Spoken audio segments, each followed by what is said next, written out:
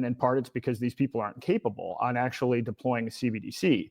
The problem is the Trump administration is now pushing for stablecoins. Our new crypto AI czar is pushing this as a big strategy. And once you dig into this, you'll actually find out that even going back to the first Trump administration, there are all kinds of interconnections with USDC, all kinds of ties with Tether.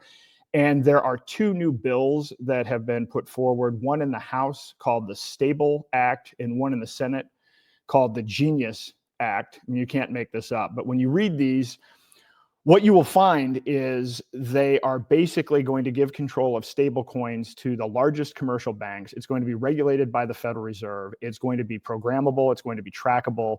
It's going to be censorable. In essence, these are backdoor CBDCs.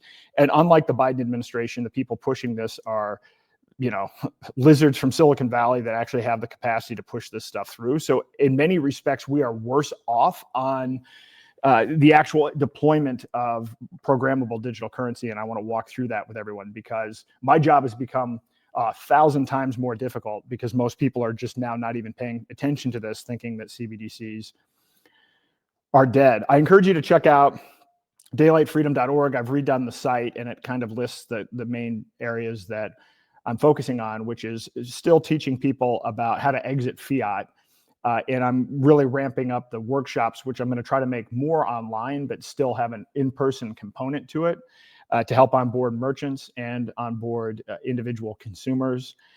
Also focusing on this ending Biden lawfare, which is absolutely critical. And the reason my wife and I actually started Daylight Freedom Foundation was not having anything to do with any of this, technocracy, CBDCs, or anything else.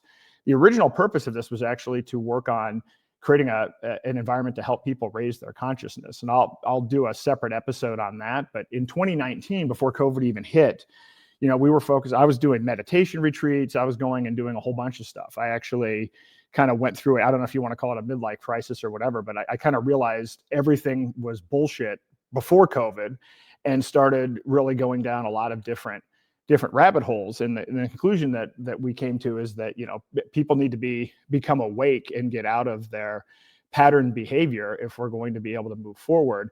And I ended up focusing on CBDCs and technocracy because I actually saw technocracy as being a threat to free will itself. And I think free will is a primary component of consciousness, your ability to make choices, good or bad, and learn from those choices.